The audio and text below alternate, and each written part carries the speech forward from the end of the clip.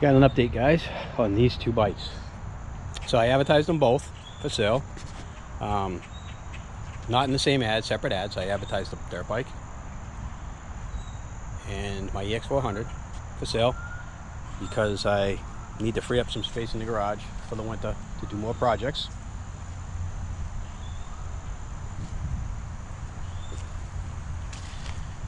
And much to my surprise, I had a gentleman respond to my ads, well, one of my ads, and he said, I noticed you're selling the dirt bike and a four-wheeler, which is kind of surprising because they weren't advertised together. But anyway, he said, I think I might like to buy both of them. So he came by, he took them both for a ride, and he purchased them both. So I have sold both of these bikes. It's a little bittersweet because I love the 400 EX. That thing is just awesome to ride. I really love that bike. I said, but I can't keep everything, and my garage is full right now, and I need to free up some space for the winter to get some more projects in so I can make some more videos. So unfortunately, I gotta sacrifice the 400. So I sold them both, and I'm pretty happy that they're going to they're both going to go to the same guy, and they'll stay together. And I'll move on to some other projects. So if you guys want to watch these builds, the 400 is a I think a 7 or 8 part series, and it's at the very beginning of my home. If you go on my page, it's one of the very first video series I did. Actually, it's the first video series I did. And there's plenty of video here as well. I think I did 4-part series on the dirt bike. So if you guys want to watch that, the links are in the description, and you can see those as well. As the opening video clip showed, I have room in the garage now. I sold both the YZ250F and my personal EX 400. I didn't really want to sell either one of them, but I can't keep everything. And I had somebody offer me a good price for both, so I sold them. And now it's time to work on this guy. So why don't we do a quick walk around and see what we have here before we start taking it apart. First off, I already took the cover off of the camshaft bolt here, and I had to use a breaker bar, and I was able to break the motor free, so it actually spins freely now. I'll put you guys in the stand here, and when I put this on here and I crank it, I know you guys can't hear it, but every once in a while I hit a spot.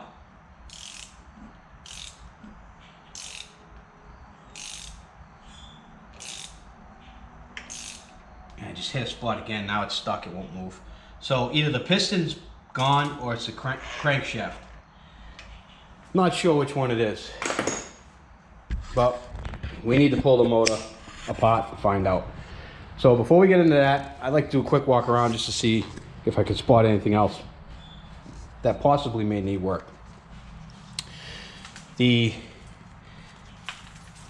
Nerf bar nets need replacement, that's for sure. Everything else looks pretty good. The plastics look good. One thing I did notice, if you guys can see that, the handlebars are dipping down a little bit there on the right. I'm assuming this got rolled pretty good at one point, and it needs a steering stem. So I'm gonna have to source one of those. I'm gonna try straightening that one first with a torch, see how it does.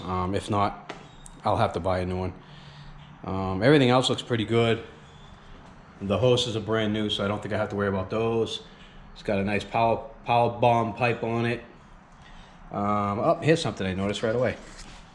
There's no return spring on the brake, so it kind of just sits there. It's supposed to return back. And from what it looks like, the return spring is supposed to hook here and then catch that. But I'm pretty sure this thing's on upside down. This hook should be down on the bottom so that the spring can go across. So I'm gonna have to take this Nerf bar off, rotate that back to the way it's supposed to be, and then find a spring for it. I also noticed here that the, I don't know if you guys can see that in there. Let me grab a light. You guys can see down inside there, the spring for the tail light. You can see it back there. See it hanging? It's not connected. So previous owner told me he just had a cycle shop put a brand new clutch in this, and they charged him $1,000. Now it's got what appears to be gasket material on here, and I'm pretty sure a cycle shop would have used a gasket and not gasket maker.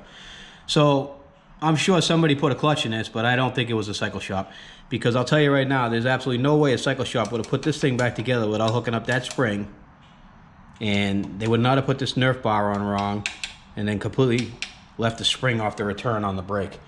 So does it have a new clutch? Probably does. Did a cycle shop do it? Absolutely not. I'm not buying that. So that means I got to pull this thing off and inspect whatever got done here, just to make sure it was done right. Moving on. I don't really see anything else that stands out to me. Everything else looks really good on this bike. But that worries me here. Worries me enough to think that maybe this clutch wasn't done right. I don't know. Let me go squeeze the lever and see what it feels like.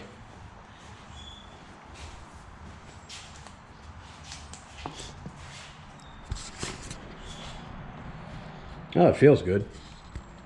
Seems to be moving okay. Might be all right. All right, why don't we start by, I'm going to remove the battery, get it right out of here, disconnect it, and then I'm going to start pulling the plastics off this. Let's, yeah, I'm going to pull the plastics off. I'm going to remove the battery, and then I'll turn you back on. Let's test the battery real quick while we got it out. See what kind of volts it has.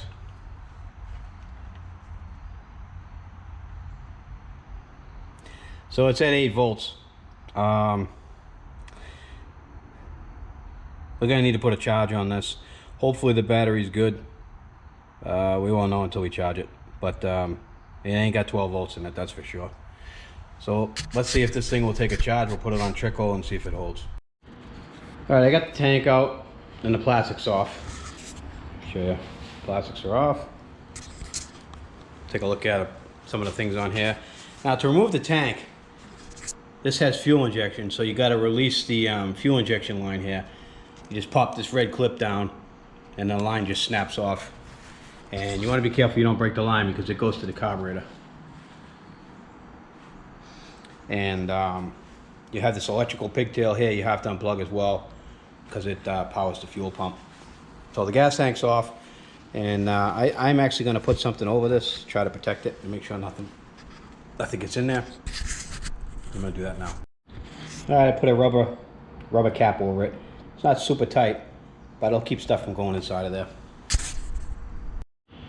A question for you guys, anyone watching, if you guys know what this thing is. I'm assuming it's something aftermarket for the fuel injection in order to program it. Maybe a ignition, aftermarket ignition. I have no idea. And we also got this guy back here, which is an FMF power programmer. Not really sure how that works. I'm not going to mess around with the electronics on this too much. I just want to do the mechanicals and see what's wrong with the engine.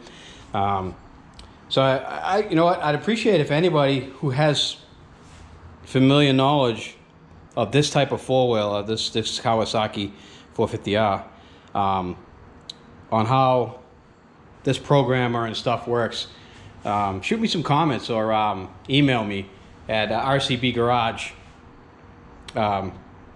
rcbgarage@google.com.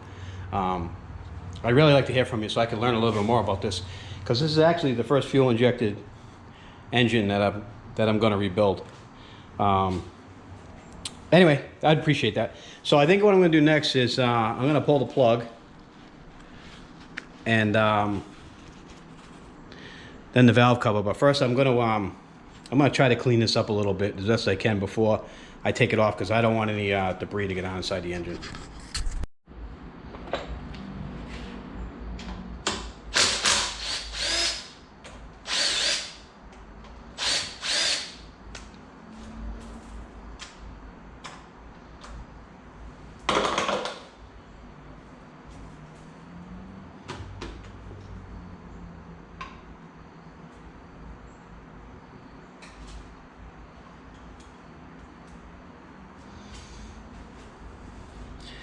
Well, the inside looks pretty good. A lot better than the last engine I pulled apart.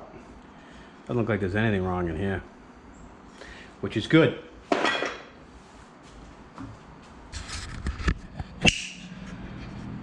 Take a look inside. Not seeing anything that stands out. Cams look good. Diamond chain looks good. It's got a decompression cam.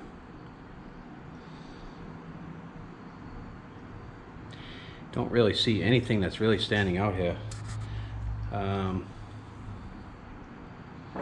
Those numbers right there on the side of that cam cap, though, kind of give me reserve why somebody would write that on there. Don't look like it's ever been apart, but who knows.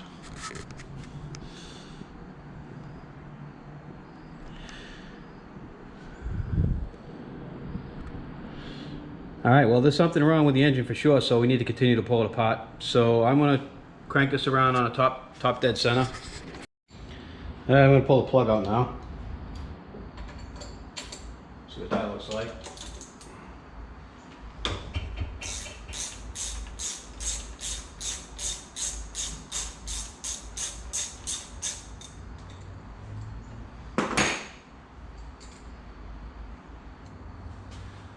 Alright, that plug is looking pretty wet, pretty fouled, and I don't know if it's because they tried to start it when it jammed up or if it's running rich. I don't know. I don't know. Anyways, that plug's junk. We'll have to get a new plug. Let's see, next up, I'll try to take a look down that bore and see what I can see. So looking around off my initial assessment here, I'm pretty happy with what I'm seeing at this point. The timing chain doesn't look too bad. I'm going to replace it anyway. The camshafts are perfect. I don't see anything wrong with them. There's a little bit of a score right there, but I won't know what the caps look like or the buckets until I pull the camshafts out. But from what I'm looking at right now, I'm pretty happy with the way they look. I guess the next step now is to drain the oil and to drain the antifreeze. And I want to get a good look at what that oil looks like. Alright, the oil's draining right now, and I won't really know what it looks like until it's finished draining. It's pretty dirty. I don't think it's been changed in a long time, which is probably one of the reasons why we get the issue we got. So let's drain that out, and I'll work on the antifreeze now.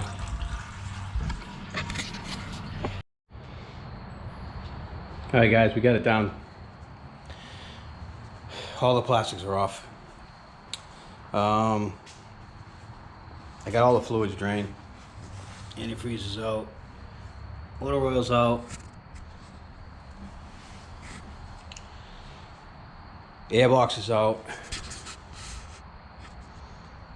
Rear fenders are off. Everything's off. The ignition's still on.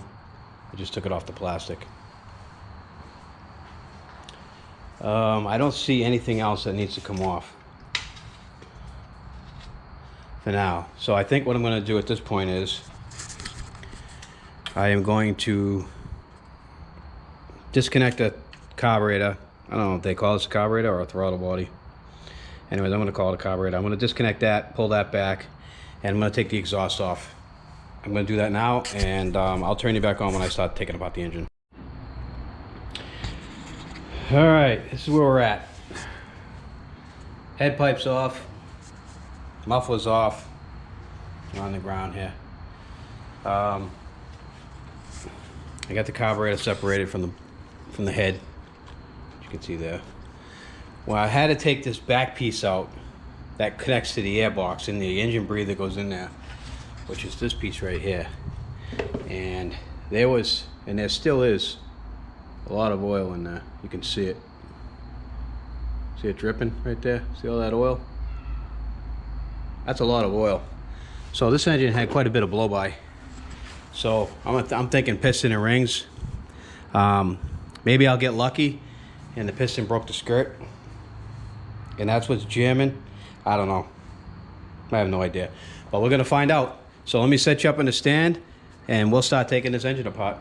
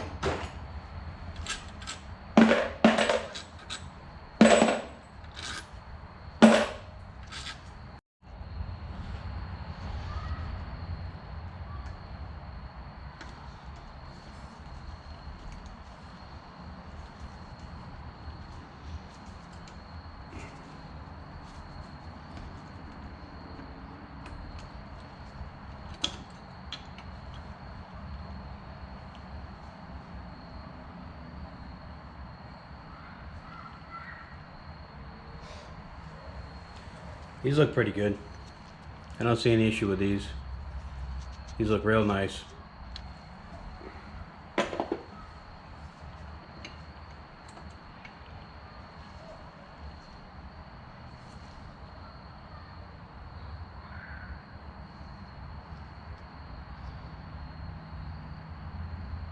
These look good too.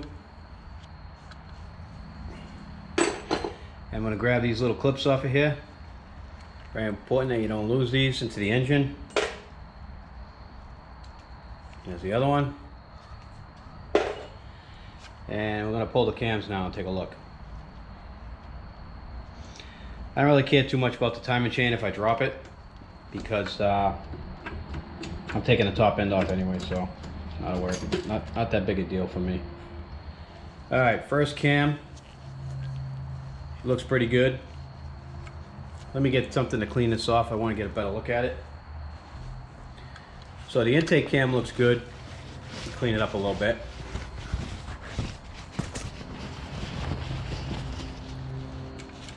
The bearing is nice and smooth. It's rolling nice. I don't feel any lips on this. That's in good shape. The cam lobes are sherry. So the gear, there's no wear on the excessive wear on the gear. So I think we're in good shape with that cam. Let's grab the other cam.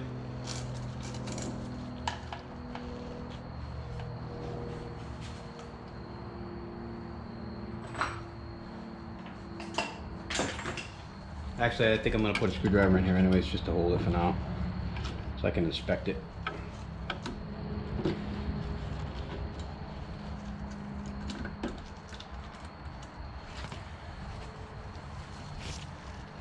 The exhaust cam, you can clean that off a little bit. Same thing, this cam looks really good. I don't really see any issues with this one.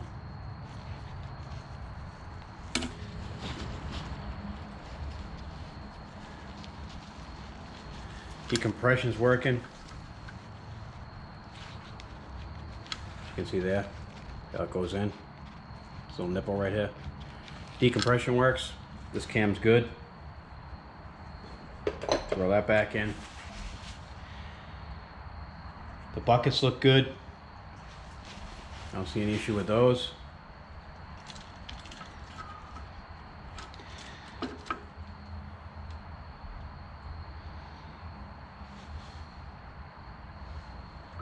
I think the next thing to do now is to remove the head.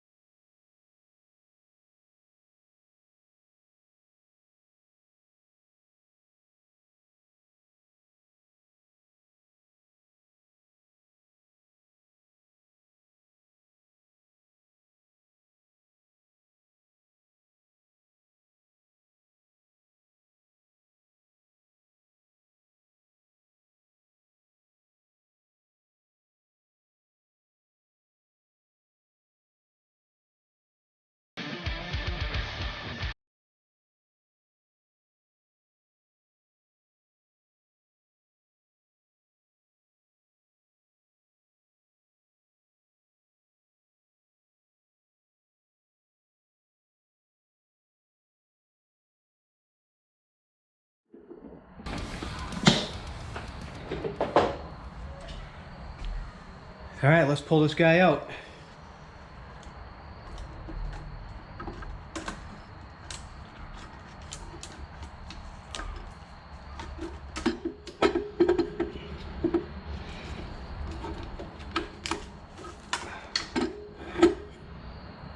All right.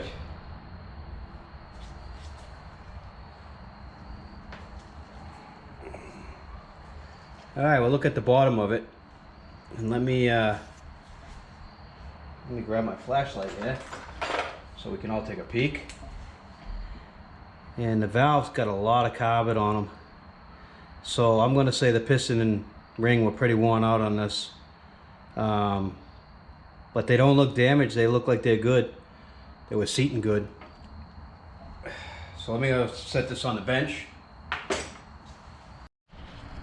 All right, the piston.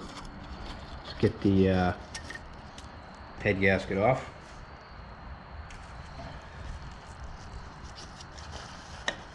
Wow, look at the slop in that piston. So I'm gonna say something let loose here, and it's not a good thing. Not a good thing.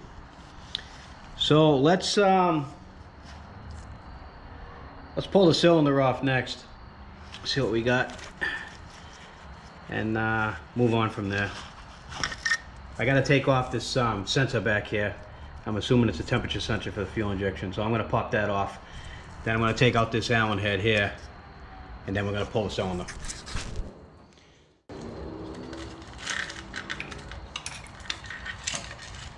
Pull the chain guide out. Chain guide looks pretty good. A little bit of a mark down there, but other than that, I think we're pretty good with that. Put that over there for now. Let's get this stuff out of the way. I'm just gonna let that drop down in there. All right, let's pop it and see what we got.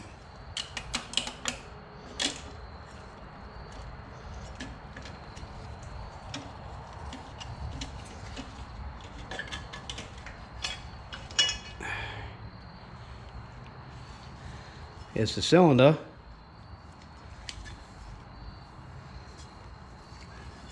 Doesn't look too bad. Don't see any real scores in it.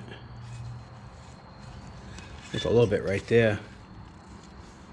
You can see it right down in there.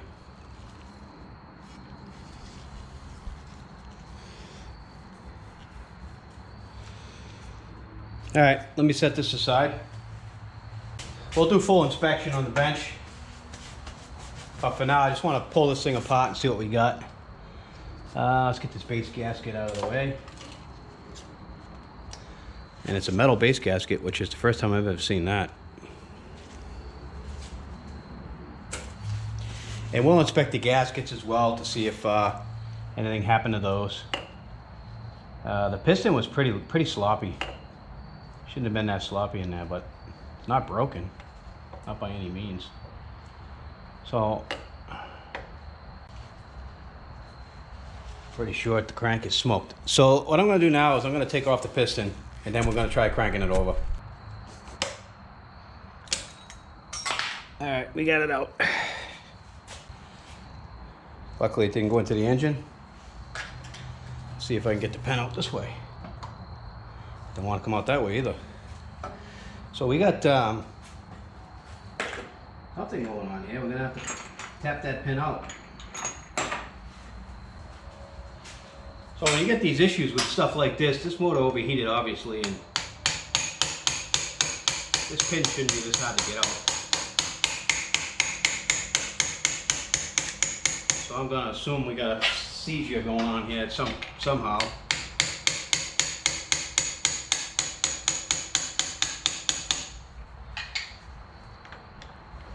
Almost out.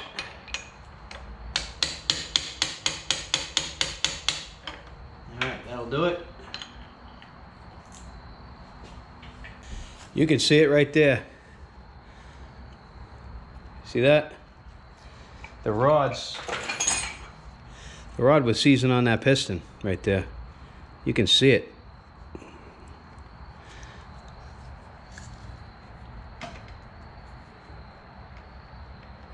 So we got to put a new crank in this.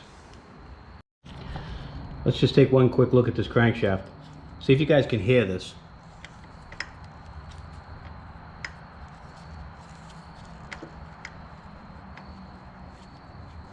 I mean, you can feel it, the grittiness. It just loosened up, but I can feel it in there. That bearing's gone. So we got to replace that. Let's go over to the bench. All right, let's inspect a few things here. Find out what we need for parts. So she was running pretty rich from what I can see down in there.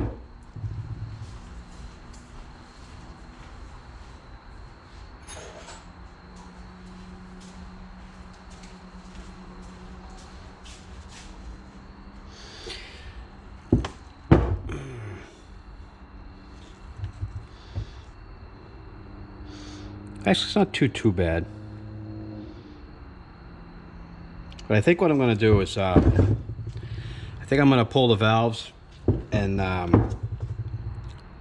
put new valve seals in and lap the seats, get that all squared away, clean this all up real nice, clean that head surface up with a small wire wheel, and take care of all that. We'll video that process when we do it. The piston, you can see right there that that's all galled up, and that was binding up inside the connecting rod. And when I spun the connecting rod around inside the motor, I could feel it. It was catching. It would go like 3/4 of the way around and catch. So the bearing on the crank is gone too. So I'm gonna have to replace that. It means I got to pull the motor and split the case.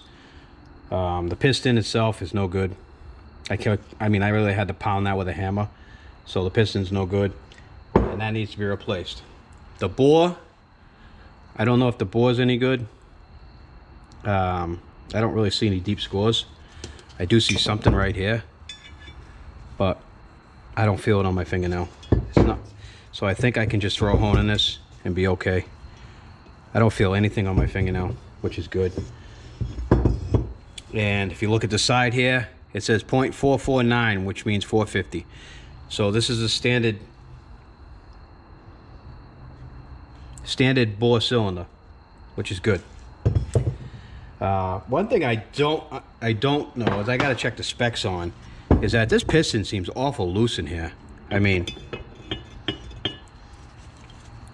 obviously I can put it that way, but if I put it in the top here, I mean, it's sitting on the rings, but that's an awful lot of play. And I'm not sure if that's normal or not. If any of you guys out there know whether that's normal or not, before I mic this thing up, leave me a comment. Let me know what you guys think. I personally think it's too loose. I don't know if it's the wrong size piston or if the cylinder's been bored. But I'm gonna put ball mics in them. Check it anyways, and then I'll get the manual and I'll see what it's supposed to be.